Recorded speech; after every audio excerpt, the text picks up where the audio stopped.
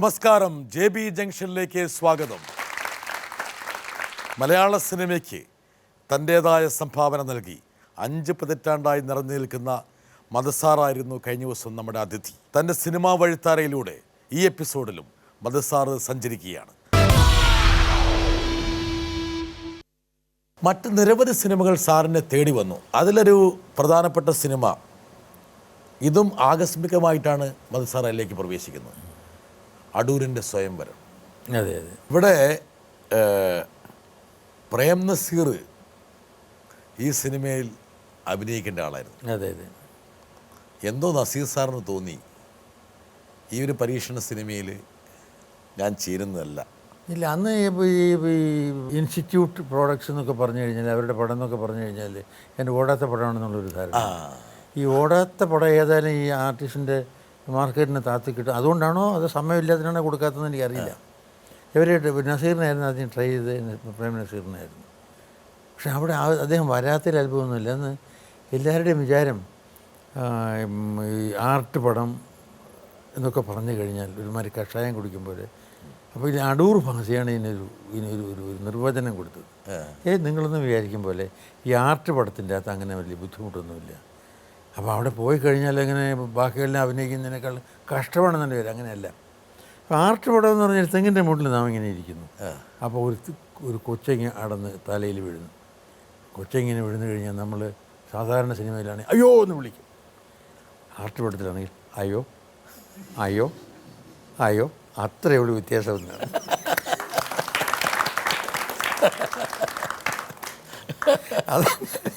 അതൊക്കെ എക്സാജറേഷൻ, അങ്ങനെയൊന്നുമല്ല. ഞാൻ വളരെ എൻജോയ് ചെയ്ത് ഇത് ഞാൻ ഐ ടോൾഡ് ഈ I still belong to the realistic school of acting. അതിന് എനിക്ക് വളരെ സന്തോഷത്തോടുകൂടി ചെയ്യാൻ സാധിച്ച ഒരു ക്യാരക്ടറാണ്. ഞങ്ങളുടെയൊക്കെ തലമുറ എത്തിയപ്പോൾ ആർട്ട് ഫിലിമിനെ കുറിച്ചുള്ള കളിയാക്കലെന്ന് വെച്ചാൽ ഒരാളിങ്ങനെ നടക്കും, ക്യാമറ അയാളെ പുറകെ ഇങ്ങനെ ഒരു അരമണിക്കൂർ ആ നടപ്പിങ്ങനെ കൃത്യമായിട്ട് കിട്ടിയിരിക്കും. എന്തായാലും വളരെ ശ്രദ്ധിക്കപ്പെട്ടൊരു സിനിമ. ഒരുപക്ഷെ മധുസാറിൻ്റെ കരിയറിലെ അല്ലെങ്കിൽ സിനിമാ ജീവിതത്തിലെ ഒരു നാഴികക്കല്ലായിട്ട് സ്വയംവരം മാറി. സ്വയംവരത്തിൻ്റെ ശില്പി ഇവിടെ വരേണ്ട സമയമായിരിക്കുന്നു. വരണ്ട മറ്റ് നായകന്മാരൊക്കെ ഈ പ്രണയ നായകന്മാരായിട്ട് മാത്രം നിന്നപ്പോൾ വളരെ പ്രത്യേകതരം സ്വഭാവ സവിശേഷതകളുള്ള കഥാപാത്രങ്ങളെ അവതരിപ്പിക്കാനായിട്ട് നമ്മുടെ പുതിയ ആളുകളും പഴയ ആളുകളും ഒക്കെ സമീപിച്ചിരുന്ന ഒരാളാണ് മധു. വളരെ അതിശയം തോന്നാം. തകഴിയുടെ പല കഥകളും പല നോവലുകളും സിനിമയാക്കിയിട്ടുണ്ട്. അതിൽ മിക്കതിൻ്റെ ഏതാണ്ട് ഒരു സിനിമയുടെ വല്ല ചിലപ്പോൾ ഇല്ലാതെ ഉണ്ടാക്കാം. മറ്റു എല്ലാ സിനിമകളുടെയും നായകനാകാൻ, ചെമ്മീൻ ഉൾപ്പെടെയുള്ള സിനിമകളിലെ നായകവേഷം ചെയ്യാനായിട്ട് അദ്ദേഹത്തിനെയാണ് അതിൻ്റെ പ്രവർത്തകരെ സമീപിച്ചിട്ടുള്ളത്. അതിൽ നിന്നറിയാം ഒരു ക്യാരക്ടർ ആക്ടറാണ്, ഒരു നായക കഥാപാത്രത്തെ അവതരിപ്പിക്കുന്ന ലീഡ് ആക്ടറാണ്. ഇതെല്ലാം മധുവിൽ ഒത്തുചേർന്നിട്ടുണ്ട്. അടൂർ സാറിൻ്റെ സെറ്റിലേക്ക് പോകുമ്പോൾ ഈ പറഞ്ഞ ആർട്ട് ഫിലിമിനെക്കുറിച്ചും ഇൻസ്റ്റിറ്റ്യൂട്ടുകാരെ കുറിച്ചൊക്കെ പ്രചരിപ്പിച്ച ഒരുപാട് പ്രചരണങ്ങൾ മനസ്സിൽ ഉണ്ടായിരുന്നില്ലേ? ചെറിയ ഒരു എനിക്കറിയായിരുന്നു. അവർ വളരെ അടുത്ത് ഈ പടം പിടിക്കാൻ പോകുന്നതിന് ഗോപാലകൃഷ്ണൻ ഫിലിം ഇൻസ്റ്റിറ്റ്യൂട്ടിൽ പോകുന്നതിന് മുമ്പ് എനിക്കറിയാം. ഓ ശരി. മറ്റേ അങ്ങനെ ഉണ്ടല്ലോ, കുളത്തൂർ ഭാസ്കരൻ നായർ, അവർ ഒരുമിച്ച് അവിടെ ധാരാളം പ്രവർത്തനങ്ങളുണ്ടായിരുന്നു. നേരത്തെ പരിചയമുണ്ട്. നേരത്തെ പരിചയമുണ്ട്. പിന്നെ ചിത്രലേഖ ഫോം ചെയ്യുമ്പം മിക്കവാറും ഞാനവിടെ കൂടെ ഉണ്ട്. അതെല്ലാം കഴിഞ്ഞിട്ടാണ്. പിന്നെ ഗോപാലകൃഷ്ണനോട് വേറെ സർക്കാരിന് വേണ്ടി 1-2 പടങ്ങൾ ചിലർ അഭിനയിച്ചിട്ടുണ്ട് ഞാൻ. ശരി. അതെ അതെ. അപ്പം വലിയൊരു ആശങ്കയൊന്നും ഇല്ലാതെയാണ് ഒന്നുമില്ലായിരുന്നു. പക്ഷെ സ്വയംവരം അന്താരാഷ്ട്ര വേദികളിലൊക്കെ ശ്രദ്ധിക്കപ്പെട്ടൊരു സിനിമയായിരുന്നു. അതെ. ഈ പറഞ്ഞ കൊമേഴ്സ്യൽ സക്സസ് ആണോ, അതെയോ അംഗീകാരങ്ങളാണോ, അതെയോ ജനങ്ങളുടെ കയ്യടിയാണോ, ഇത് ഏതാണ് ഏറ്റവും പ്രധാനത്തെക്കുറിച്ച് തർക്കങ്ങൾ ഇതുവരെ അവസാനിച്ചിട്ടില്ല. എന്തായാലും ഓരോ സിനിമയ്ക്ക് സിനിമയുടേതായ ഒരു ഇരിപ്പിടമുണ്ട്, തലമുണ്ട്, മൂല്യമുണ്ട്. എന്തായാലും വ്യത്യസ്ത ധാരകളെ പ്രതിഫലിപ്പിക്കാനും അതിനെ പ്രതികരിക്കാനുള്ളൊരു ഭാഗ്യം മധുസാറിന് കിട്ടിയെന്ന് വേണം ഈ സ്വയംവരത്തിന് മനസ്സിലാക്കാൻ. സാർ ഇവിടെ നിന്നില്ല, ഹിന്ദിയിലേക്കും കൂടെ ഒരു കാലെടുത്ത് വെച്ചു. കാണിച്ചു തരാം. സാത്തി ഹിന്ദുസ്ഥാനി. അമിതാവാണ് അങ്ങേറ്റം. ഈ മധുകർ എന്ന് പറഞ്ഞിട്ടുണ്ട്, ഹീസ് നോ മോർ. അയാളാണ് അമിതാവിൻ്റെ അടുത്ത് നിൽക്കുന്നത്. ഇത് ഷാനാസ്, പഴയ ഇത് നായികയെ ഇതിനകത്ത് കൈകൊണ്ട് തൊടുന്നുണ്ട്. അതെ അതെ അതെ. ചെമ്മീലിന് മാത്രമേ കൈകൊണ്ട് തൊടാൻ പറ്റായിരുന്നുള്ളൂ. മെഹമൂദിൻ്റെ അനിയനാണ് ഇയാൾ, അൻവർ. മറ്റേ ജലാൽ ആഖേര മോളാണ്. മറ്റേത് ഉത്പലത്താണെങ്കിൽ പിന്നെ അതെ ഉൽപ്പന്നത്ത്. ആ ഓ വലിയൊരു കൂട്ടുകെട്ടായിരുന്നു. വലിയ കൂട്ടുകെട്ടായിരുന്നു. ഈ ഒരു പടം ഒരുപക്ഷെ ഈ ചിത്രം മധുസാറിൻ്റെ ജീവിതത്തിലെ വളരെ പ്രധാനപ്പെട്ട ഒരു അതെ, ഇത് അതിന് ഇപ്പോൾ ഉള്ള നന്ദി വേണമല്ലോ. ഇതിന് എന്നെ ചൂണ്ടിക്കാണിച്ചു കൊടുത്തത് രാമുകാരിയായിട്ടായിരുന്നു. ഓ അത് ശരി. ഈ ചെമ്മനെല്ലാം കഴിഞ്ഞിട്ട് ഇത് ബോംബെക്കാരെ സംബന്ധിച്ചിടത്തോളം അറിയാവുന്ന ഏക ഡയറക്ടർ രാമുകാരിയായിട്ടാണ്. അപ്പോൾ അബ്ബാസ് ഇങ്ങനെ പടം എടുക്കുമ്പോൾ ഈ ഇന്ത്യയിലെ ഓരോ തെക്കുന്നും വടക്കുന്നും പടിഞ്ഞാറുന്നും ഒക്കെ ഉള്ള ആർട്ടിസ്റ്റിനൊക്കെ കൂടി ചേർത്തിട്ടെടുക്കണമെന്ന് ഒരു ആഗ്രഹം ഉണ്ടായി. അങ്ങനെ സൗത്തിൽ നിന്ന് കേരളത്തിൽ നിന്ന് ഒരാളിനെ വേണമെന്ന് ആവശ്യപ്പെട്ടത് രാമുകാരിയായിട്ടിൻ്റെ അടുത്താണ്. അപ്പോൾ കാര്യമായിട്ട് പറഞ്ഞു ഇങ്ങനെ ഉണ്ടല്ലോ ഹിന്ദി അറിയാം, ഹിന്ദി പഠിച്ച ആളാണ്, മധുവിനെ പഠിച്ചാൽ മതി, മറ്റേ ചെമ്മീൻ്റെ ഹീറോ ആയിരുന്നു. അപ്പോൾ അബ്ബാസ് ഇവിടെ വന്നിട്ട് പിന്നെ എൻ്റെ വീട്ടിൽ വന്നു. എന്നിട്ട് അങ്ങനെ ആ ഒരു ചൂണ്ടിക്കൊടുത്തത് രാമുകാരിയായിട്ടായിരുന്നു. സാത് ഹിന്ദുസ്ഥാനി അമിതാഭ് ബച്ചനെ പിന്നീട് കണ്ടിട്ടുണ്ടോ? ഇല്ല, അവൻ ഇപ്പോഴും കണ്ടില്ല. മറ്റേ അവസാനം കണ്ടത് 100 വർഷം. 100 വർഷത്തെ. അവന് ബോംബെ പോകുമ്പോൾ പലപ്പോഴൊക്കെ കാണാറുണ്ട്, ഇടയ്ക്ക് ഫോണിൽ സംസാരിക്കാറുണ്ട്. ഓ ശരി. പഴയ കാര്യങ്ങളൊക്കെ, പഴയ സിനിമയുടെ സാത് ഹിന്ദുസ്ഥാനി അനുഭവങ്ങളൊക്കെ ഒരു പക്ഷേ നിങ്ങൾ അങ്ങനെ അതിരുന്ന് സംസാരിക്കത്തൊക്കെ ഉണ്ടോന്ന് മീറ്റിംഗ് ഉണ്ടായിട്ടില്ല. അയാൾ MP ആയിരുന്നപ്പോൾ ഒരു ഡൽഹി പോയപ്പോൾ കണ്ടിട്ടുണ്ടായിരുന്നു. അന്ന് MP ആയിരുന്നല്ലോ. അതെ MP ആയിരുന്നു. അദ്ദേഹം അലഹബാദിൽ നിന്നോ അതെ MP ആയിരുന്നു. പക്ഷെ അത് ഒരു ദൗർഭാഗ്യത്തിൽ കലാശിച്ചു. പിന്നീട് രാഷ്ട്രീയം വിട്ടു. പിന്നീട് സിനിമയിൽ ഒരുപാട് പരാജയങ്ങൾ വന്നു. പിന്നീട് വീണ്ടും കുതിച്ചുയർന്നു. എനിക്ക് തോന്നുന്നു അമിതാഭിൻ്റെ ജീവിതം എന്ന് പറഞ്ഞാൽ അതുപോലെ കുത്തൊഴുക്കുള്ളൊരു ജീവിതം ഉണ്ടാവില്ല. തമിഴിലുള്ള ആൾക്കാർ പറയണമെന്ന് വെച്ചാൽ മധുസാർ ഭാഗ്യം ചെയ്ത ആളാണ്. റോള് ശിവാജി ഗണേശൻ ചെയ്യേണ്ടതായിരുന്നു. അപ്പോൾ അങ്ങനെ സുഖമില്ലാതെ അമേരിക്കയിൽ ട്രീറ്റ്മെൻറ്റിന് പോയി. അപ്പോൾ ഈ സീൻ അഭിനയിക്കാൻ ശിവാജി ഗണേശനെ പിന്നെ ഫിക്സ് ചെയ്യാൻ കാരണം എന്താണെന്ന് പറഞ്ഞാൽ രജനീകാന്തിനെ വേറെ ആരെങ്കിലും അടിച്ച ആളുകൾ സഹിക്കില്ല. തിയേറ്റർ ചിലപ്പോൾ കത്തിച്ച് കളഞ്ഞു ഭയങ്കര ഫാൻസ്. പിന്നെ എന്ത് ചെയ്യാന്ന് പറഞ്ഞപ്പോൾ ശിവാജിയാണ് അവിടുന്ന് പറഞ്ഞു, ഒരു പണി ചെയ്താൽ മതി, ഇങ്ങനെ മധുവിനെ വിളിച്ചാൽ മതി, ഈ സീനിയർ ആർട്ടിസ്റ്റ്, ആളുകൾക്കെല്ലാം അറിയാം, അതുകൊണ്ട് കുഴപ്പമൊന്നും വരില്ല. രജനോട് ചോദിച്ചപ്പോൾ അങ്ങനെ പറഞ്ഞാൽ ശരിയാണെന്ന് പറഞ്ഞിട്ട് അങ്ങനെയാണ് ഇയാളെ അടിക്കാൻ യോഗ്യനായിട്ടൊരുത്തം വേണമല്ലോ.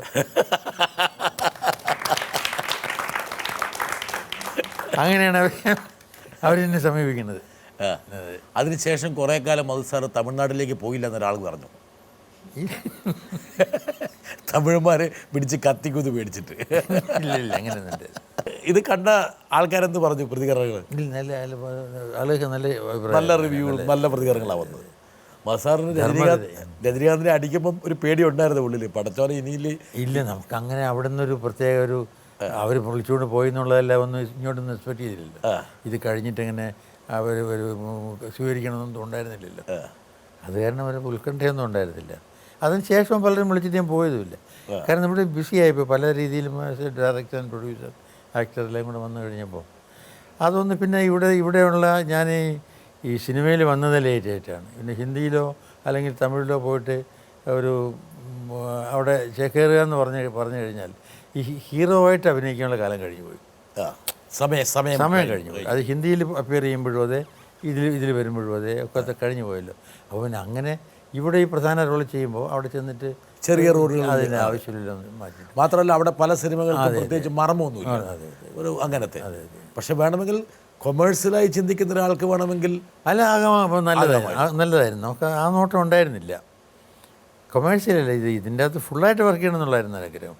ഞാൻ നേരത്തെ പറഞ്ഞല്ലേ, ഇതിനകത്ത് സിനിമയിൽ ഞാൻ കൂടുതൽ എൻജോയ് ചെയ്യണത് as a producer, not as an actor, not as a director. കാരണം ഈ പ്രൊഡ്യൂസർ എന്ന് പറയുന്നവനാണ് ഈ ആക്ടറെയും ഏറ്റവും ഇസറ്റ് നമുക്ക് ചെയ്യാമല്ലോ.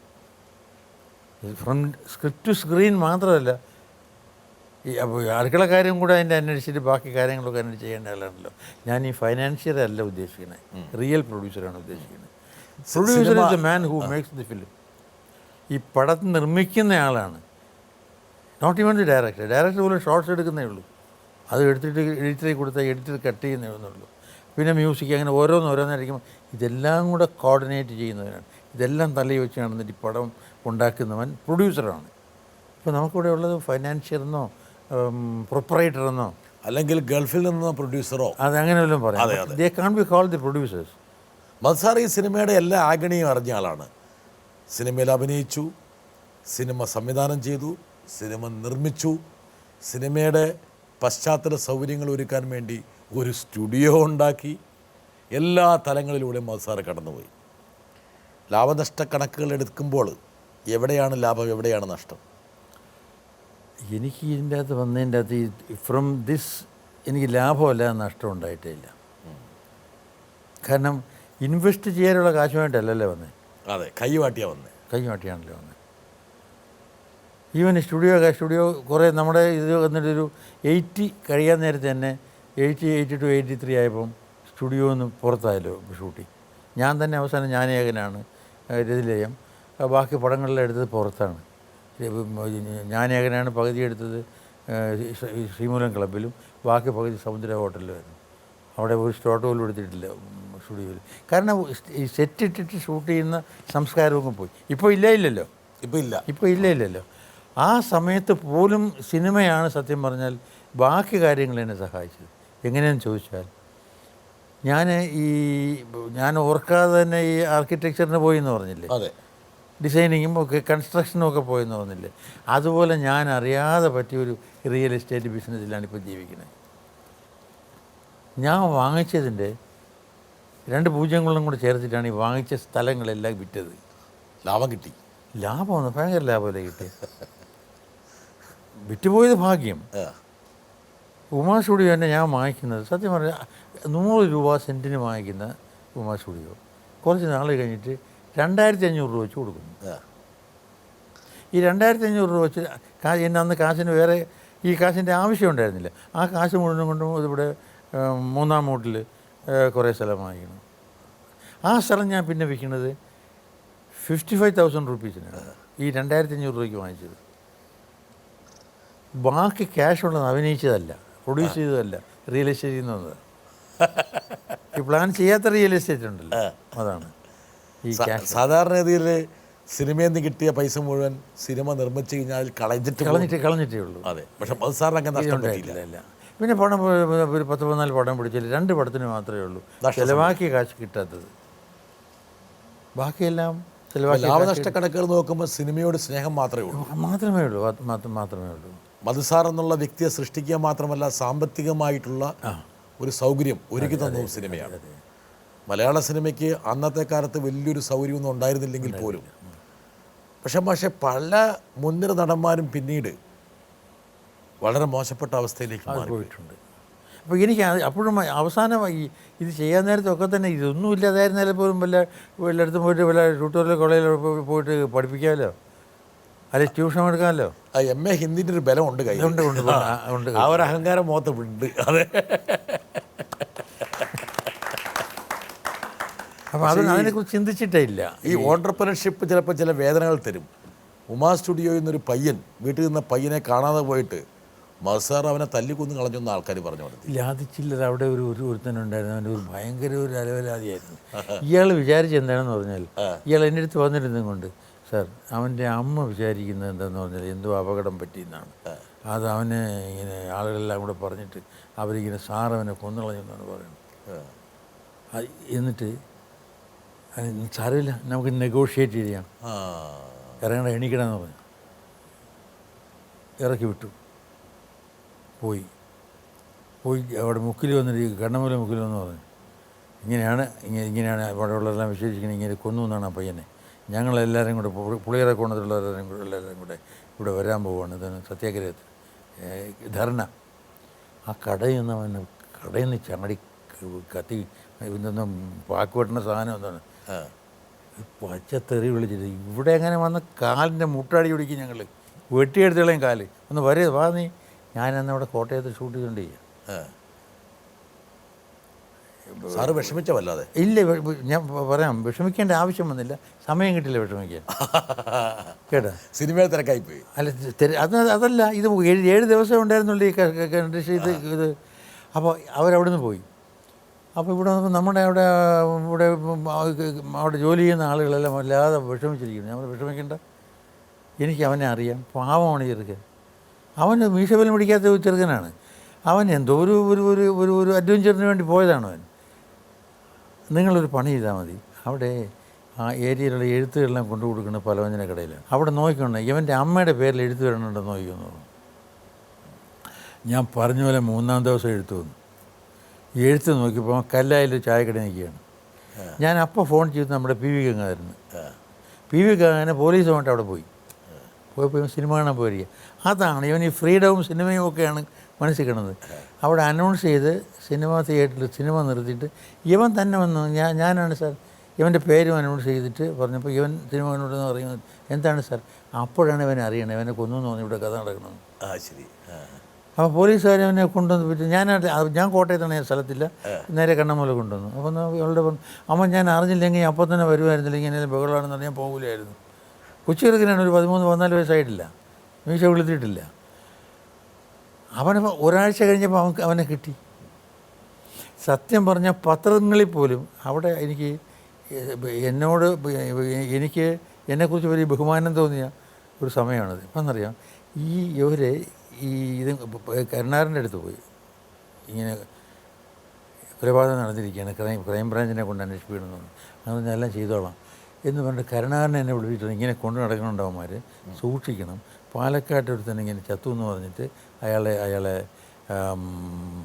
കൊന്നവനെ ശിക്ഷിച്ച് കഴിഞ്ഞ് കുറേ കഴിഞ്ഞപ്പം മാധവൻ തിരിച്ചു വന്നു. അങ്ങനെ ഒരു സംഭവം പറഞ്ഞു, വളരെ സൂക്ഷിക്കണം, അത് ഞാനിങ്ങനെയൊക്കെ പറഞ്ഞിട്ടുണ്ട് എന്നങ്ങേര് പറഞ്ഞു. അത് കഴിഞ്ഞ് ഇവിടുത്തെ മഞ്ഞപ്പത്രക്കാരനില്ല, അവരടുത്ത് ഇതും കൊണ്ടുപോയിട്ട് അവർ എന്നെ ഫോൺ ചെയ്ത് പറയാണ്, സാർ ഇങ്ങനെ യവന്മാരിങ്ങനെ കൊലപാതകത്തിൻ്റെ കേസും പറഞ്ഞ് തനി നിർത്തി ഓഫീസിൽ തന്നെ വിളിച്ചു പറഞ്ഞു. സാധാരണ പത്രക്കാരെ അങ്ങനെ നമ്പാൻ പാടില്ലാത്തതാണ്. അവർ എന്നെ വിളിച്ച് പറയാണ് സൂക്ഷിക്കണം, ഞങ്ങളിടില്ല, ഞങ്ങൾക്കറിയാം ഇത് ഫ്രോഡാണെന്ന്. ഒറ്റ മനുഷ്യനിട്ടിട്ടില്ല. ഇവൻ വന്നതിന് ശേഷമാണ് ഈ ന്യൂസൊക്കെ വരുന്നത്. എന്തായാലും സാറിന് സമൂഹത്തിലുള്ളൊരു ഗുഡ് വില്ലാണത്. എന്താ കാരണത്താൽ ഇനിയിപ്പോൾ ഈ ഉള്ള സത്യം പറയാമല്ലോ, അവിടെയും it is A blessing in disguise. ഇല്ലെങ്കിൽ അവിടെ യൂണിയനെല്ലാം ഉണ്ടാക്കാൻ നിൽക്കുന്ന ഒരു കാലമായിരുന്നു. ഇന്ന് ഉമ്മ സ്റ്റുഡിയോ ലോക്കൗട്ടായിട്ട് കിടന്നതിന് അവിടെ ഏഷ്യാനെറ്റും ഉണ്ടാവില്ല, പെൻപോളും ഉണ്ടാവില്ല, ഞാൻ അണ്ടർഗ്രൗണ്ട് പോയനെ. സാറ് വല്ല കാവ്യ കൊടുത്ത് വല്ല കാശിയിലൊക്കെ പോയില്ല, ആ സ്ഥലം നശിച്ചു പോയേനെ. ഇപ്പോൾ ആ സ്ഥലംകാരൻ ആ ഏരിയ മുഴുവൻ നന്നായി. അതെ, രണ്ട് വലിയ പ്രധാനപ്പെട്ട സ്ഥാപനം പെൻപോളും ഏഷ്യാനെറ്റും. എന്തായാലും മധുസാറ് ഭാഗ്യമുള്ളവരാണ്. ഇല്ലെന്ന് ഞാൻ പറയണില്ല, ഒരുപാട് ഭാഗ്യമുണ്ട്. എന്താ കാരണം എന്ന് വെച്ചാൽ ഇങ്ങനെയുള്ള വിവാദങ്ങളൊന്നും സാറിനെ സ്പർശിച്ചില്ല. സാധാരണ അല്പപ്രശസ്തിയുള്ളവരെ ഒന്ന് ചെറുതായിട്ട് ഞോണ്ടുക എന്നുള്ളത് പത്രക്കാരുടെ ഒരു കുസൃതിയാണ്. ആരും ചെയ്തില്ല. Really I am thankful to എന്ന് പറഞ്ഞാൽ ഇത്രയും സ്നേഹം സത്യത്തിൽ പ്രതീക്ഷയില്ല. കൈ കിട്ടിയതല്ലേ, ഇയാളൊരു 10,000 റുപ്പീസ് അയാളെ കൈ കൊടുത്തിരുന്ന ഇടപെടുന്നേ ഇവന്. എന്നിട്ട് പോയിട്ട് ഇവൻ ഇങ്ങനെയാണ്, അയാളിങ്ങനെയെല്ലാം പറഞ്ഞു, നിങ്ങൾക്ക് ഇത്ര കാശ് വാങ്ങിച്ചില്ലെന്ന് പറഞ്ഞിട്ട് അവിടെ നിന്ന് ആടിനെ അവിടെ നിന്ന് 2 വാഴക്കൊലയെല്ലാം കൂടെ വെട്ടിക്കൊടുത്തിട്ട് എൻ്റെ അമ്മയുടെ ഈ ചെറുക്കൻ്റെ അത് വെട്ടി കൊടുത്ത് ആ കാശ് കൊണ്ടാണ് നോട്ടീസ് അടിച്ച് വിതരണം ചെയ്ത്. ഇതിൽ ഏറ്റവും വലിയ സങ്കടം എന്തെന്നറിയാം, അവിടെ അന്ന് ഇത് പഞ്ചായത്ത് റോഡാണ്. ഞാൻ അന്ന് നഹ മിനിസ്റ്ററായിരുന്നു, അദ്ദേഹത്തിൻ്റെ പുറകെയാണെന്ന് എനിക്ക് അബൂബക്കർ അതിൻ്റെ ഇടയ്ക്ക് വന്നിട്ട് കുറച്ച് നാൾ അതിൻ്റെ ചാർജ് എടുത്തപ്പോൾ അങ്ങേരെ കൊണ്ട് വല്ല വിധം ഇതിനെ PWD കൊണ്ട് എടുപ്പിച്ചു. അങ്ങനെ PWD റോഡാക്കി. ഇത് കഴിഞ്ഞ് കുറുപ്പിയേട്ടന് മിനിസ്റ്ററായല്ലേ, ട്രാൻസ്പോർട്ട് മിനിസ്റ്ററായി, അങ്ങേരെ പുറകെ നടന്നിട്ട് ബസ് വരുത്തി. പുളിയറക്കോടം ബസ് വന്നത് അങ്ങനെയാണ്. അങ്ങനെ PWD റോഡാക്കിയതും ബസ് വരുത്തിയതും നമ്മുടെ കാറിൻ്റെ ടയർ തേഞ്ഞിട്ടാണ്. ഈ കാറിൻ്റെ പുറകെ ഇവൻ കൊണ്ടുപോയി ഒട്ടിച്ചു. ഘാതകൻ മധുവിനെ അറസ്റ്റ് ചെയ്യുക, പോസ്റ്റ് ഒട്ടിച്ചു. പക്ഷേ പോസ്റ്റ് ഒട്ടിച്ച് റെപ്യൂട്ടേഷൻ ഓഫീസർ കഴിഞ്ഞ് വന്നു. ഈ പോസ്റ്റർ സാറ് കാണുന്നില്ല? ഞാൻ കണ്ടില്ല, അവിടെ കണ്ടവർ പറഞ്ഞു. ഞാൻ ഇത്തവണ പോയപ്പോൾ ഈ പത്മശ്രീ കിട്ടിയപ്പോൾ അവരെന്നെ വിളിച്ചവിടെ ആദരിക്കാൻ വിളിച്ചു. ഞാൻ പറഞ്ഞു പത്മശ്രീക്ക് മുമ്പേ തന്നെ എനിക്ക് നല്ലൊരു ടൈറ്റിൽ കിട്ടിയിട്ടുണ്ട്, അതെനിക്ക് കിട്ടിയത് ഈ പുള്ളിയുടെ കൊണ്ടുവന്നതാണ്, ഘാതകൻ മധു. പിന്നീട് ഈ വിദ്വാനെ എവിടെയെങ്കിലും വെച്ച് കണ്ടോ? ഈ വിദ്വാനെ എവിടെയെങ്കിലും വെച്ച് കണ്ടോ? ഞാൻ കണ്ടില്ല, അവനോട് എന്നെ മുമ്പ് വരുവാൻ. പിന്നെ ഞാനങ്ങോട്ട് അധികം പോയതുമില്ലല്ലോ. ഞാനിവിടെ പോയിട്ട് പിന്നെ അവിടെ റബ്ബറൊക്കെ വെച്ചു. ഇത് സംഭവിച്ചത് 83-ലാണ്. പിന്നെ ഞാൻ വിൽക്കുന്നത് 93-ലാണ്. പുളിയറക്കോണത്തോട് താങ്കൾ ഇവിടെ പറഞ്ഞു, പക്ഷേ പുളിയറക്കോണത്തിൻ്റെ വികസന കുതിപ്പിൽ ഒരു പക്ഷേ വഴിവെച്ചത് താങ്കൾ മാത്രമാണ്. അതെ, ഒന്നുമില്ല, അവിടെ പാലമില്ലായിരുന്നു. ഇതൊക്കെ ഇതിൻ്റെ പുറകെ നടന്നിട്ട് സംഭവിച്ചു കഴിഞ്ഞിട്ട് നമുക്ക് കിട്ടിയതാണ്. പക്ഷെ കിട്ടിയത് ഇതാണെങ്കിലും ഉള്ള സത്യം പറയാമല്ലോ, ഇതൊക്കെ ആണെങ്കിലും ഞാൻ രക്ഷപ്പെടുകയാണ് ചെയ്തത്. സ്ഥലം മസാല സിനിമയിലേക്ക് തിരിച്ചു വരുമ്പോൾ ഈ സിനിമയിൽ കോമ്പിനേഷനുകളുടെ കാലഘട്ടമായിരുന്നു ആ കാലഘട്ടം. എന്താ കാരണം വെച്ചാൽ ഓരോ ജോഡി മധു ശ്രീവിദ്യ, അങ്ങനെ ആൾക്കാരന്ന് മധു ശ്രീവിദ്യ കോമ്പിനേഷനെ കുറിച്ച് സംസാരിച്ചു തുടങ്ങി. ഒരുപാട് സിനിമകൾ നിങ്ങൾ ഒരുമിച്ച് അഭിനയിച്ചു. മാത്രമല്ല പിൽക്കാലത്ത് സാറിൻ്റെ വയസ്സായ വേഷങ്ങളും ശ്രീവിദ്യയുടെ കൂടെ വിദ്യാമയും നമ്മുടെ കൂടെ ഇല്ല. ഈ കോമ്പിനേഷനുകളൊക്കെ സാധാരണ ആൾക്കാർക്ക് വേണ്ടിയുള്ള കോമ്പിനേഷൻസ് ആയിരുന്നു. സാധാരണ വലിയ ബുദ്ധിക ജാടകളുള്ള പ്രേക്ഷകരായിരുന്നില്ല, സാധാരണ പ്രേക്ഷകർ. ടൈപ്പായി പോകുന്നുണ്ടെന്നൊരു ആശങ്ക ഉണ്ടായിരുന്നോ? ടൈപ്പായി പോകുന്നുള്ളൊരു ആശങ്ക ഉണ്ടായോ? ഇല്ല, ടൈപ്പ് ആയാലും എല്ലാത്തിലും ഡിഫറെൻറ്റ് ക്യാരക്ടേഴ്സ് ആയിരുന്നു മിക്കവാറുള്ളതിലെല്ലാം. ഇപ്പോൾ ഒരു ഒരു ഒരു ഒരു ജോഡി എന്ന് പറയുമ്പോൾ പ്രേം നസീറിനെയും ശ്രീലയും കൂടെ പറയും. അതുപോലെ സത്യനെയും അംബികയും പറയുമായിരുന്നു. പിന്നെ അത് കഴിഞ്ഞിട്ട് ഇന്ന് എൻ്റെ കാര്യം പറയുകയാണെങ്കിൽ ശ്രീവിദ്യയും ഞാനെന്ന് പറയും. ഒന്നാമത് ഫിസിക്കലി ഞാനും ഈ തടി, അവരുടെ അത്രയും തടിയുള്ള വേറെ ഹീറോയിനില്ല, എൻ്റെ അത്രയും തടിയുള്ള വേറെ ഹീറോയും ഇല്ല മലയാളത്തിൽ. അപ്പോൾ അങ്ങനെ അതൊരു കോമ്പിനേഷനിൽ നിന്നുള്ളൊരു ഉപരിയായിട്ട് ഞാൻ മനസ്സിലാക്കിയത് ഈ ശ്രീവിദ്യ എന്ന് പറയുന്ന സ്ത്രീയുടെ ടാലൻസ് ഉണ്ടല്ലോ. ഞാൻ സത്യം പറഞ്ഞാൽ അവർ പോയി അതുകൊണ്ട്, അല്ലെങ്കിൽ അവരെ പ്രശംസിച്ചിട്ട് കാര്യമില്ല. ഞാൻ അവരുടെ ഒരു ആരാധകനായിരുന്നു. എന്താ അഭിനയമാണെങ്കിൽ, ഡാൻസ് ആണെങ്കിൽ, പാട്ടാണെങ്കിൽ, ഇതെല്ലാം കഴിഞ്ഞ് ഭാഷയുടെ കാര്യത്തിലുണ്ടല്ലോ. ഇവിടെ നമ്മുടെ മലയാളത്തിലെ പല നായികമാരും വേറെ ആരെങ്കിലും കൂടെ ഡബ് ചെയ്യണേ. ഈ സ്ത്രീ മലയാളത്തിൽ, തമിഴിൽ, തെലുങ്കിൽ, കർണാടകത്തിൽ, ഹിന്ദിയിൽ ഇതെല്ലാം അവരുടെ വോയിസാണ്. അവരിതുവരെ ആരെയും കൊണ്ടും ഡബ് ചെയ്യിച്ചിട്ടില്ല. ഇവിടെ മംഗ്ലീഷ് സംസാരിക്കുന്ന ധാരാളം ഹീറോയിൻസ് ഉള്ളപ്പം ശുദ്ധ മലയാളത്തിൽ സംസാരിക്കുന്നവർ മാത്രം. ഈ ശുദ്ധ തമിഴിൽ ഇവരെ സംസാരിക്കുന്നത് തമിഴിൽ പോകുമ്പോൾ ദൈവം ഒറ്റപ്പോൾ എന്ത് അവസാനമായിട്ട് കഷ്ടപ്പെടുത്താനാണെന്ന് തോന്നുന്നു. ദൈവം ഇത്രയധികം ടാലൻസ് കൊടുത്തിട്ട്, ഇത്രയധികം ടാലൻസ് ഉള്ള മറ്റൊരാളെന്നും പറയാം ഈ എല്ലാ എല്ലാ ആർട്ടിലും ഇതെല്ലാം വാരിക്കോരി കൊടുത്തെങ്കിലും മത്സാറെ അവരുടെ ജീവിത അവസാന ഘട്ടത്തിൽ വളരെ അതാണ് ഞാൻ പറഞ്ഞത്. വേദനാജനകമായി. ഈ വാരിക്കോരി കൊടുത്തതിന് ഇതിനായിരുന്നു ദൈവം ഇതെല്ലാം വാരിക്കോരി കൊടുത്തത്. ഈ ബാക്കി ഹീറോയിൻസിന് എനിക്ക് എല്ലാവരെയും ബഹുമാനമാണ്, എല്ലാവർക്കും അവരുടേതായിട്ടുള്ള ടാലൻസ് ഉണ്ട്. പക്ഷേ ഇതുപോലെ ടാലൻറ്റഡ് ആയിട്ടൊരു ആക്ട്രസിനെ, ഒരു ഹീറോയിൻ ഞാൻ പറയും, ഒരു ആക്ട്രസിനെ, ഒരു ആർട്ടിസ്റ്റിനെ ഞാൻ കണ്ടിട്ടില്ല. ഈ അവസാനത്തെ കാലം എനിക്കറിയാം, വളരെ വളരെ വളരെ ദുഃഖകരമാണ്. വലിയ ഇതെല്ലാം അവരെ തന്നെ വരുത്തി വെച്ചതാണ്. അതെ, എല്ലാവരും തന്നെ വരുത്തി. അവരുടെ റെക്ലെസ് ആയിട്ടുള്ള പെരുമാറ്റങ്ങൾ, വാശി, ചില സമയത്ത് വാശിയെന്നും പറയാനൊക്കില്ല സാർ. ഒരുമാതിരി ഒരു കരിയിലയുടെ ഒരു സ്വഭാവം ഉണ്ടല്ലോ, കാറ്റടിച്ചാൽ പറന്നുകൂടെ. ഇതിന് കണ്ട വെയിറ്റ് എല്ലാം ഉണ്ടെങ്കിലും ഉള്ളിൽ വെയിറ്റ് ഇല്ലയെന്ന് തോന്നുന്നു. അപ്പൂപ്പന്താടി പോലെയാ, പറന്ന് പോവുകയാണ്. അതെ അതെ, എവിടേക്കാ പോകുന്നത് മാത്രം ചിന്തയില്ല. എന്തായാലും നമുക്ക് അവരുടെ ഒരു സ്മരണയ്ക്ക് മുമ്പിൽ നമുക്കൊരു ആദരാഞ്ജലികൾ അർപ്പിക്കുക എന്നല്ലാതെ നമുക്ക് വേറെ ഒന്നും ചെയ്യാൻ കഴിയില്ല. അങ്ങനെ ഒരു വിഷമങ്ങളും ദുരന്തങ്ങളും വേറെ ആൾക്കാർക്ക് കൊടുക്കരുതേ എന്ന് നമുക്ക് ആഗ്രഹിക്കാം. പത്മരാജൻ്റെ കഥയിൽ IV ശശിയാണ് ഇതിൻ്റെ സംവിധായകൻ. ഇതാ ഇവിടെ വരെ വ്യത്യസ്തമായിട്ടുള്ള ഒരുപാട് ശശി സാർ നമ്മളോട് സംസാരിച്ചിട്ടുണ്ട്. ഞാനിങ്ങനെ സുഖമില്ലാണ്ട് ഈ അടുത്ത ഈ സോഫയിൽ ഇങ്ങനെ കിടക്കുകയായിരുന്നു. പെട്ടെന്ന് മഹസാറ് ഡോർബെല്ല് കേട്ട് സീമ പോയി കൂട്ടി വിടുന്നു. മഹസാറായിരുന്നു. ഞാൻ പെട്ടെന്ന് എണീറ്റിരുന്നു. എണീക്കണേ ഇരിക്കും എന്ന് പറഞ്ഞു. എൻ്റെ അടുത്ത് തന്നെ വന്നിരുന്നിട്ട് എങ്ങനെയുണ്ട് സുഖമുണ്ടോ? ഞാൻ ചോദിച്ചു, എന്താ സാർ ഇതിലെ ഈ വഴിക്ക്?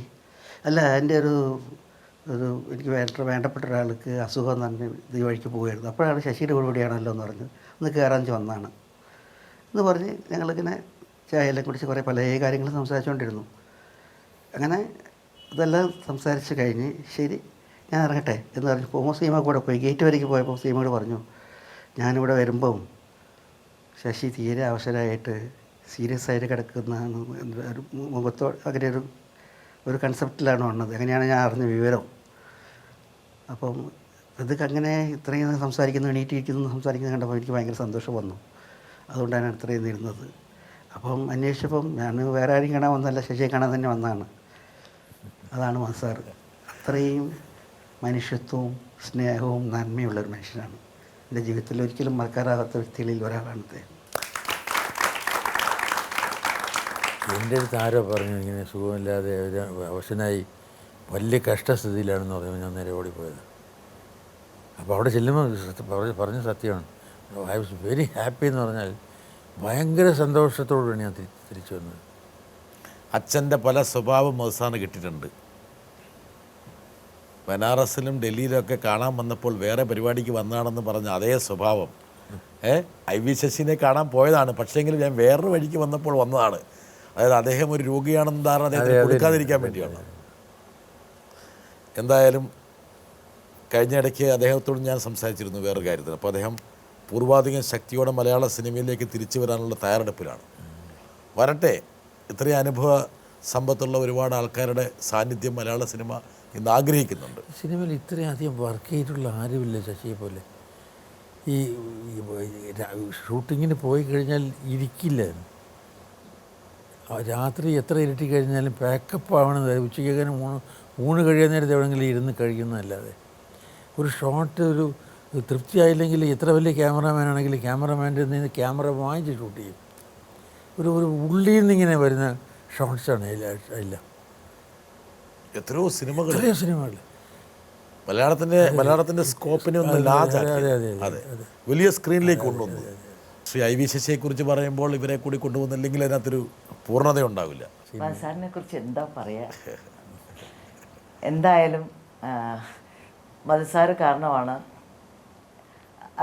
ഈ 78 80 വരെ എല്ലാം ഒരു സോങ്ങും ഒരു സീനും ഒക്കെ അങ്ങനെ ഒരു കളിയായിട്ട് പോയിക്കൊണ്ടിരുന്നു. പക്ഷെ അർച്ചന ടീച്ചർ എന്ന് പറഞ്ഞ ഒരു ഇതിൽ വന്നിട്ടാണ് എനിക്ക് നല്ലൊരു കഥാപാത്രം കിട്ടി. മധുസാറിന് ചെയ്യാൻ പറ്റും, സിമിക്ക് ചെയ്യാൻ പറ്റും എന്ന് പറഞ്ഞ് തന്ന് എന്നെ അതിന് ശേഷമാണ് ഞാൻ ഒരുപാട് നല്ല കഥാപാത്രങ്ങൾ ഒരുപാട് ചെയ്യാൻ തുടങ്ങിയത്. അതിന് ഒരുപാട് നന്ദിയുണ്ട്. മധുസാർ നന്നായിരിക്കണം. വളരെ ഇഷ്ടമായ ഒരു പേഴ്സണാണ്. വളരെ ഇഷ്ടമാണ് എനിക്ക് മധുസാറിനെ. അത് മധുസാറിന് അറിയാം. നന്നായിരിക്കണം. അത് എനിക്ക് പറയാക്കുന്നില്ല. നന്ദി.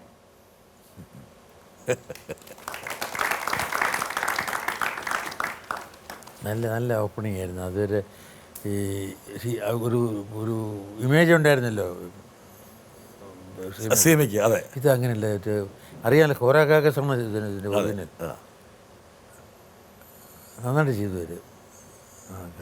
സാറേ ഈ സേഭാദോടെയായിരുന്നു മറ്റേ ഒറിജിനൽ ചെയ്തിരുന്നത്. അതെ, സിനിമയിലുള്ള ഇങ്ങനെയുള്ള സൗഹൃദങ്ങൾ ഇന്നത്തെ കാലത്ത് ഇങ്ങനെയുള്ള സൗഹൃദങ്ങൾക്കൊന്നും പ്രസക്തിയില്ല എന്ന് തോന്നുന്നു സിനിമയിൽ.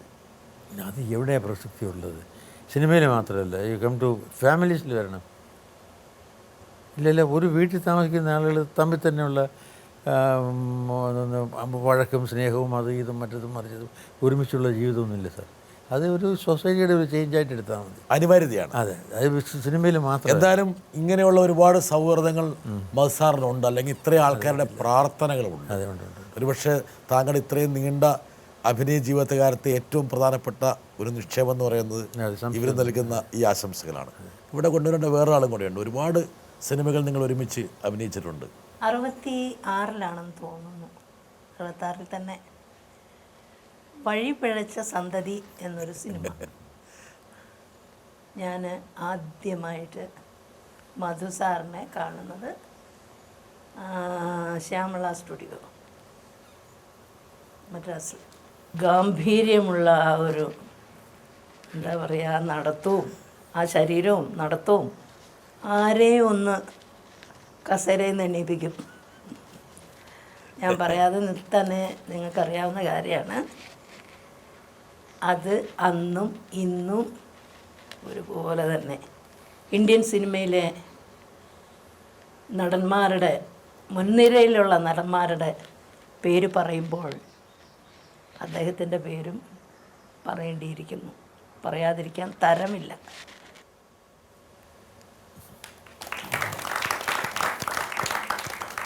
ഈ പഴയ സിനിമകളൊക്കെ കാണുമ്പോൾ ഇവരെയൊക്കെ ഇടയ്ക്ക് ഒന്ന് വിളിക്കാൻ തോന്നുന്നു മധുസാറിന്? ഇവരുടെ കൂടെ കാണാറുണ്ട്. പല ചടങ്ങുകളിൽ വെച്ച്. എനിക്ക് തോന്നുന്നു പൊന്നമ്മ ചേച്ചിക്കൊക്കെ പറയാനുള്ളത് പഴയ കാര്യങ്ങളായിരുന്നു. പഴയ സിനിമകൾ, അന്നുണ്ടായിരുന്ന കാലഘട്ടങ്ങൾ. ഞാൻ പൊന്നമ്മ ചേച്ചി ഇവിടെ ഈ ഒരു വേദിയിൽ ഇരുത്തിയപ്പോഴും പൊന്നമ്മ ചേച്ചിക്ക് പറഞ്ഞ മതിയാകുന്നില്ല. കാരണം അത്രത്തോളം പറയാനുണ്ട്. സ്വന്തം കുടുംബത്തിലെ ആൾക്കാരോട് പറഞ്ഞാൽ അവരിത് വേണം ഇതൊന്നും മുഴുവൻ കേൾക്കാൻ നിൽക്കില്ല. അപ്പോൾ അതുകൊണ്ട് സ്വാഭാവികമായിട്ടും മസാർ ഇവരോടൊക്കെ സംസാരിക്കുമ്പോൾ എന്താണ് പഴയ കാലത്തിലേക്കൊന്നും ഊളിയിടാറുണ്ടോ? ഇല്ല ഇല്ല. ഇല്ല ഇല്ല ഇല്ല അത്ര അങ്ങനെയൊന്നും അങ്ങനെയൊന്നും വെറുതെ സംസാരിക്കാറില്ല ഞാൻ. ഒന്ന് ഇവരടുത്തെല്ലാം എന്താ പറയുക ഒരു ഒരു ഒരു ഭയങ്കര സ്നേഹവും ഇതൊക്കെയാണ്. എന്നെ വെറുതെ സംസാരിച്ച് കളയാറില്ല. സംസാരിച്ച് കളയേണ്ടതല്ല. അതെ, സംസാരിച്ച് കളയേണ്ടതല്ല. ഈ പൊന്നമ്മയുടെ കാര്യം പറയുകയാണെങ്കിൽ ഒരു പ്രത്യേക ഒന്നാലോചിച്ച് കൂടെ ഒരു ഭാര്യയായിട്ടും അമ്മയായിട്ടും അഭിനയിച്ചിട്ടുണ്ട്. എൻ്റെ അമ്മയായിട്ടും അഭിനയിച്ചിട്ടുണ്ട്, എൻ്റെ ഭാര്യയായിട്ടും അഭിനയിച്ചിട്ടുണ്ട്. വൈവിധ്യമാർന്ന ഒരുപാട് വേഷങ്ങൾ.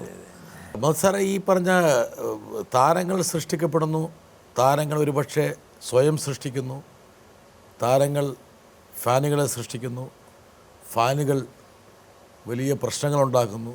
അങ്ങനെ ഒരു കാലഘട്ടം ഉണ്ട് മലയാള സിനിമയ്ക്ക്. ഉണ്ട് ഉണ്ട്.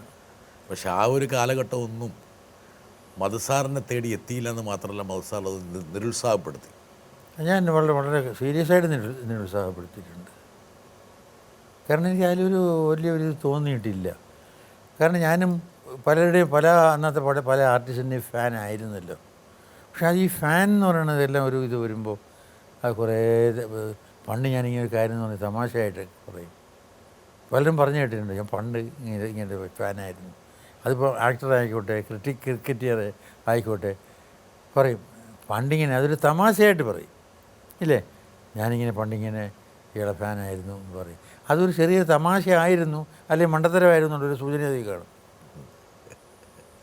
ഇല്ലേ. കൂടെ അഭിനയിച്ച നടന്മാരുമായിട്ടുള്ള സമവാക്യങ്ങൾ സത്യൻ സാറുമായിട്ട് വലിയൊരു ബന്ധമുണ്ടായിരുന്നല്ലേ? ഉണ്ടായിരുന്നു. സത്യൻ സാറുമായിട്ടുണ്ടായിരുന്നു, നസീറുമായിട്ടുണ്ടായിരുന്നു. അതൊരു വലിയ ഈ ഞാൻ എല്ലാ നമ്മുടെ മലയാളത്തിൽ മാത്രമല്ല ലോക സിനിമയിൽ തന്നെ കണ്ടെടുത്തോളം തന്നെ കൂടുതൽ ആർട്ടിസ്റ്റ് തമ്മിലുള്ള ഒരു എന്താ പറയുക റാപ്പോ അതുണ്ടല്ലോ.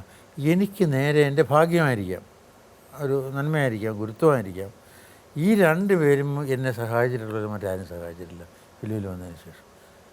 ഈ സത്യൻ സാറും അതെ, നസീറും അതെ, ഓൾവേസ് സപ്പോർട്ടിങ് മീ. നിങ്ങൾ ഒരുപക്ഷെ ഞങ്ങളുടെ ഭാഷ പറഞ്ഞാൽ കോമ്പീറ്റ് ചെയ്യേണ്ട ആൾക്കാരാണ് അവിടെ. അതിന് കോമ്പറ്റീഷനെ ഉണ്ടായിട്ട് റൈവൽസ് ആണ് ആക്ച്വലി.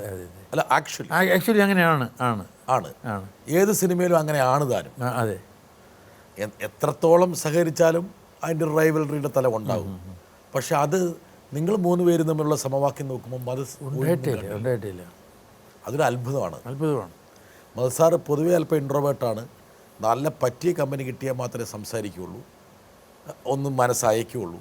പക്ഷേ സത്യൻ സാറിൻ്റെ കൂടെയാണെങ്കിൽ എത്ര മണിക്കൂർ വേണമെങ്കിൽ സംസാരിച്ചുകൊണ്ടിരിക്കും. എന്തൊക്കെയാണ് സംസാരിക്കാതെ ഇപ്പോൾ ഞാൻ ചോദിക്കുന്നില്ല. ഇല്ല, അങ്ങനെ സംസാരമില്ല. ഞങ്ങൾ മിക്കവാറും ചീട്ടുകളിയായിരിക്കും രാത്രി. ഓ, അതുകൊണ്ടായിരുന്നു. അതുകൊണ്ടായിരുന്നു. അപ്പം ബീഡി, സിഗരറ്റ് സാറ് വലിക്കില്ലല്ലോ. പക്ഷേ വേണമെങ്കിൽ കത്തിച്ചേരും. ഇല്ല, അങ്ങനെ വലിക്കാറില്ലായിരുന്നു. ഞാൻ റൂമിലിരുന്നിട്ട് ആരുടെങ്കിലും റൂമിൽ ഇരുന്നിട്ട് സാറിൻ്റെ റൂമിൽ ആയിരിക്കും കളിക്കുക. ചീട്ടുകളി റമ്മിയായിരുന്നു? റമ്മിയായിരുന്നു. ഗുണ്ടായിരുന്നോ? പോയിന്റ് റമ്മിയായിരുന്നോ? പൈസ പോയോ? വലിയ പൈസയൊന്നും ഉണ്ടാവില്ല. അത് പൈസ എന്ന് പറഞ്ഞാൽ വെറുതെ ഒരു സ്റ്റേക്ക് എന്നുള്ളതേ ഉള്ളൂ. വലിയ ഗാംബ്ലിംഗ് അല്ല. അല്ല. പക്ഷെ പൈസ വെച്ചാലേ രസമുള്ളൂ. എന്നാലേ രസമുള്ളൂ. അതെ, ഫ്രീ ആകാൻ പാടില്ല. പക്ഷെ മൊത്തം ആകെ ഈ സിനിമയിൽ നിന്ന് ലാഭമാണെന്ന് പറഞ്ഞ പോലെ ചീട്ടുകളിൽ നിന്ന് ലാഭമായിരിക്കാം. ഇല്ല, ചീട്ടുകളിൽ എനിക്ക് ലാഭം കിട്ടിയിട്ടില്ല, നഷ്ടപ്പെട്ടു. ഞാനിവിടെ ട്രിവാൻഡ്രം ക്ലബിലും നാഷണൽ ക്ലബിലും എല്ലാം പോയി കളിച്ചിട്ടുണ്ട്. പോയിട്ടുള്ളതല്ലേ, അതൊന്നും കിട്ടിയിട്ടില്ല. നമുക്ക് പറ്റിയ പടിയല്ല അത്. അതെ അതെ, അതൊരു അതിസൂക്ഷ്മമായിട്ടുള്ള ഏകാഗ്രത വേണം അതിൽ. അതെ, ഈ ചീട്ടുകളിൽ. അതെ. ഇപ്പം ഈ പറഞ്ഞ റമ്മിയുടെ ലോകത്തൊക്കെ ഉണ്ടോ? ഇല്ല ഇല്ല ഇല്ല ഇല്ല ഇല്ല. എവിടെ വെച്ചതൊക്കെ ഓരോന്നോരോന്ന് സാറിന് അറിയാം എവിടെ എപ്പം നിർത്തണം എന്നുള്ളതല്ല. അതെ അതെ അതെ. ഓരോ ദുശീലങ്ങൾ ഓരോ സമയങ്ങളിൽ നിർത്തി വന്നു.